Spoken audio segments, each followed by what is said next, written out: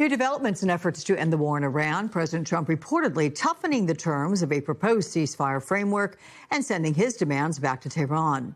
President Trump saying on Saturday the U.S. will pursue a deal or resume military strikes, and stated his two non-negotiables: opening the Strait of Hormuz and stopping Iran from developing a nuclear weapon. Here's what officials said today about the revised proposal. Look, if that's the actual deal, he was able to secure a permanent bar on any nuclear enrichment by Iran, and we get visibility and control into their nuclear program and reopen the Strait of Hormuz with no control by Iran ever. That's a positive step forward, but I don't expect him to be able to achieve that. Well, again, what does finish the job mean? Because if finish the job means making sure that Strait of Hormuz is open, that we get the highly enriched uranium, and that Iran doesn't have a nuclear weapon, that is finishing the job. Joining me now is Massachusetts Congressman, our friend Seth Moulton. He serves on the House Armed Services and Transportation and Infrastructure Committees. Congressman, welcome back to the show. So we have the president who's asked for these amendments to his deal.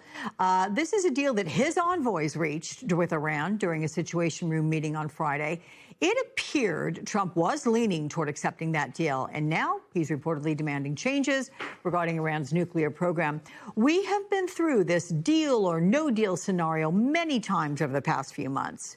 What do you make of this administration's negotiation tactics? They have absolutely no idea what they're doing. I mean, they clearly didn't know what they were doing in fighting this war, and they don't seem to have any idea what they're doing in negotiating an end to it either. I mean, every few days, Trump says, oh, the Iranians are desperate for a deal. But the only one who seems desperate for a deal is Donald Trump. So, in addition to reopening the Strait of Hormuz and holding nuclear talks during a new 60-day ceasefire, this agreement is also expected to allow for the release of $24 billion in frozen Iranian funds. And that is compared to just the $1.5 billion in assets unfrozen. That was part of the Obama administration's JCPOA, the 2015 nuclear deal. Which side comes out on top in this proposal? Who's got more leverage here? Oh, the Iranians clearly have more leverage. I mean, it's amazing that Scott Bessent is there on TV saying that reopening the strait and preventing Iran from getting a nuclear weapon is, quote, finishing the job.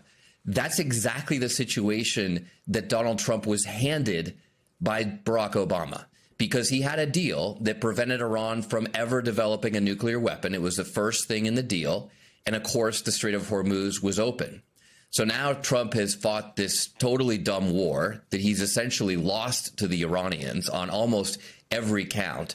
And now we have to pay them like blood money, libel money, to reopen the strait that was open the whole time before he started this war. So this is a massive loss for Donald Trump. And sadly, it's a loss for America. And let's not forget that there are hundreds, if not thousands, of Iranians dead, 14 Americans dead.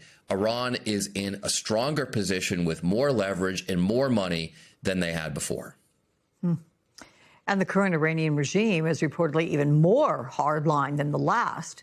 Look, Tehran has proven... That's an incredibly important point, Alex. Yeah. I mean, that was the first rationale among many that Donald Trump gave for starting this war, is regime change. And I actually would give him credit for regime change, because he replaced this 86-year-old in failing health with a fatwa against producing a nuclear weapon with someone who is more hardline. And just in case he wasn't hardline enough, we killed his immediate family. So now he and the IRGC, the Revolutionary Guards, are essentially running the country. This is a much more dangerous regime with more leverage than they've ever had. They've never closed the Strait of Hormuz on world traffic before. Remember, he said we were still going to stop Iran from projecting power. Well, they're controlling the whole world economy now. They're projecting more power than they ever have.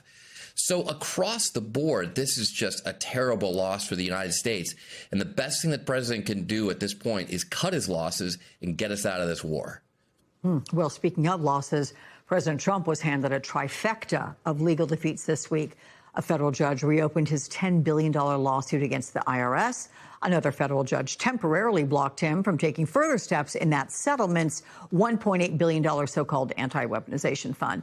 And a court also ordered Trump's name removed from the Kennedy Center. How confident are you, Congressman, that the courts are going to be a bulwark against Trump's IRS settlement as well as his Washington vanity projects? Well, I think a lot of the courts probably will be, because Trump is breaking the law until you get to the Supreme Court. And Trump seems to effectively control the Supreme Court. So these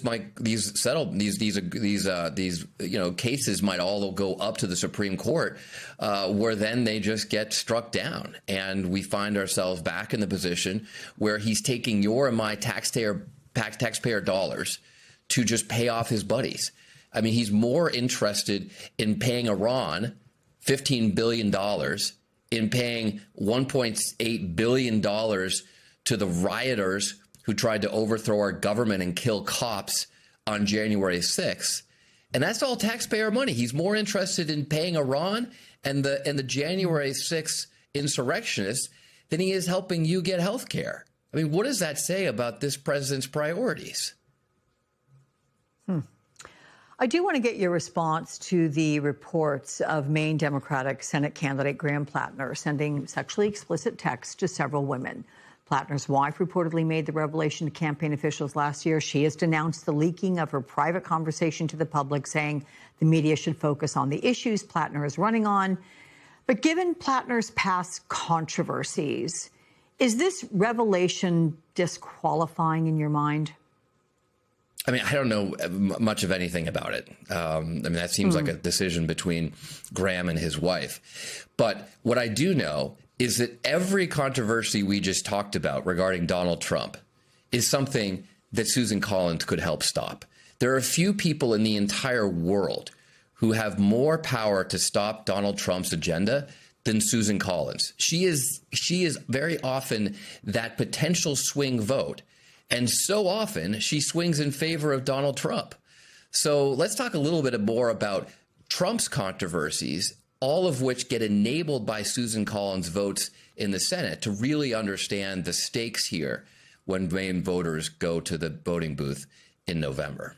Yeah, well, we do want to note that you're going to be on the ballot for Senate there in the state of Massachusetts when those voters go to the voting polls. So there you have it. Want to make that note. Thank you very much, and congratulations for making that ballot.